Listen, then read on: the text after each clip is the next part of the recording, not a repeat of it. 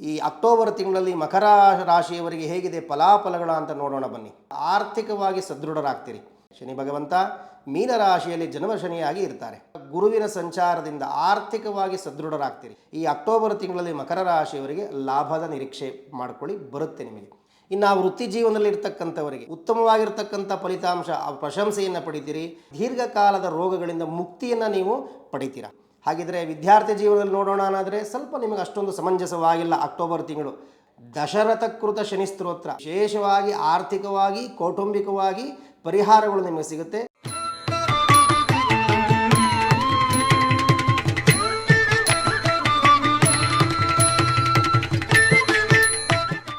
ಶ್ರೀ ಗುರುಭ್ಯೋ ನಮಃ. ಹರಿ ಓಂ. ಉಗ್ರಂ ವೀರಂ ಮಹಾವಿಷ್ಣುಂ ಜ್ವಲಂತಂ ಸರ್ವತೋಮುಖಂ ನೃಸಿಂಹಭೀಷಣಂ ಭದ್ರಂ ಮೃತ್ಯುಮೃತ್ಯೋ ನಮಾಮ್ಯಹಂ.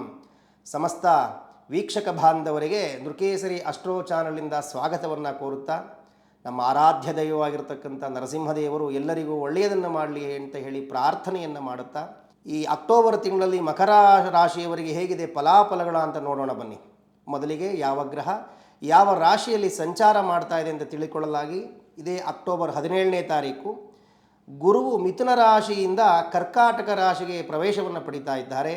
ಹಾಗೆ ರಾಹು ಮತ್ತು ಕೇತು ಕುಂಭ ಮತ್ತು ಸಿಂಹ ರಾಶಿಯಲ್ಲಿ ಸಂಚಾರವನ್ನು ಮಾಡ್ತಾ ಇದ್ದಾರೆ. ಶನಿ ಭಗವಂತ ಮೀನರಾಶಿಯಲ್ಲಿ ಜನ್ಮ ಶನಿಯಾಗಿ ಇರ್ತಾರೆ. ಹಾಗಿದ್ದರೆ ಒಟ್ಟಾರೆಯಾಗಿ ಈ ಅಕ್ಟೋಬರ್ ತಿಂಗಳಲ್ಲಿ ಹೇಗಿದೆ ಫಲ ಅಂತ ತಿಳ್ಕೊಳ್ಳಲಾಗಿ, ಮಕರ ರಾಶಿಯವರಿಗೆ 7ನೇ ಮನೆ ಗ್ರಹ ಅಂದರೆ 7ನೇ ಮನೆಯಲ್ಲಿರ್ತಕ್ಕಂಥ ಗುರುವಿನ ಸಂಚಾರದಿಂದ ಆರ್ಥಿಕವಾಗಿ ಸದೃಢರಾಗ್ತೀರಿ.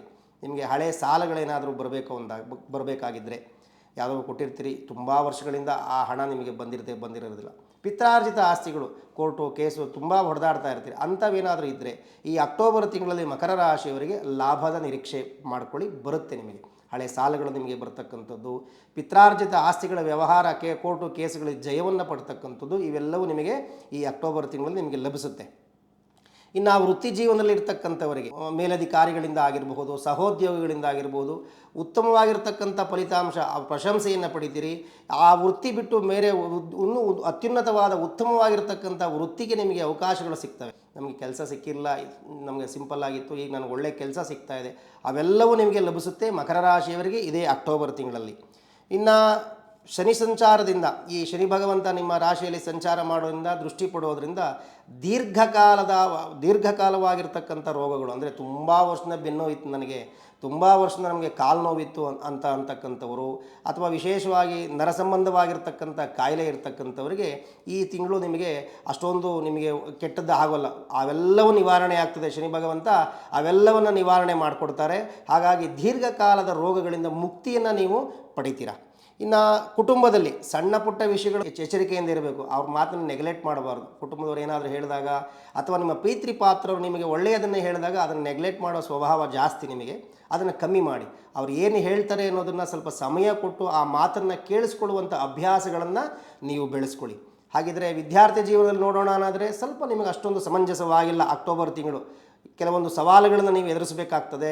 ಸ್ಪರ್ಧಾತ್ಮಕವಾಗಿರ್ತಕ್ಕಂಥ ಫಲಿತಾಂಶಗಳಲ್ಲಿ ಸ್ವಲ್ಪ ಎಚ್ಚರಿಕೆಯಿಂದ ಒಂದಲ್ಲ ಎರಡು ಸಾರಿ ಯೋಚನೆ ಮಾಡಿ ಮಾಡ್ತಕ್ಕಂಥದ್ದು ಅಭ್ಯಾಸ ಮಾಡ್ಕೊಳ್ಳಿ, ಒಳ್ಳೆಯದಾಗುತ್ತೆ. ಹಾಗಿದ್ರೆ ಮಕರ ರಾಶಿಯವರಿಗೆ ಅಕ್ಟೋಬರ್ ತಿಂಗಳಲ್ಲಿ ಪರಿಹಾರ ಏನಪ್ಪ ಅಂದರೆ, ದಶರಥಕೃತ ಶನಿ ಸ್ತೋತ್ರ, ಅಂದರೆ ದಶರಥ ಮಹಾರಾಜರು ಅವರಿಗೂ ಕೂಡ ಜನ್ಮ ಶನಿಯಾಗಿ ಬಂದಾಗ ರಚಿಸಿರ್ತಕ್ಕಂಥ ಶನಿ ಭಗವಂತನ ಪ್ರಾರ್ಥನೆ ಅದೆಲ್ಲ ಕಡೆ ಸಿಗ್ತದೆ. ಅದು ದಶರಥಕೃತ ಶನಿ ಸ್ತೋತ್ರ ಅಂತ ಕರಿತೀವಿ. ಅದನ್ನು ನೀವು ಪಠನೆ ಮಾಡೋದ್ರಿಂದ, ಗುರುಗಳ ದರ್ಶನ ಮಾಡುವುದರಿಂದ ಇನ್ನೂ ಹೆಚ್ಚಿನ ಫಲಾಫಲಗಳು ನಿಮಗೆ ಸಿಗುತ್ತೆ. ವಿಶೇಷವಾಗಿ ಆರ್ಥಿಕವಾಗಿ ಕೌಟುಂಬಿಕವಾಗಿ ಪರಿಹಾರಗಳು ನಿಮಗೆ ಸಿಗುತ್ತೆ. ಒಳ್ಳೆಯದಾಗಲಿ, ಶುಭವಾಗಿ.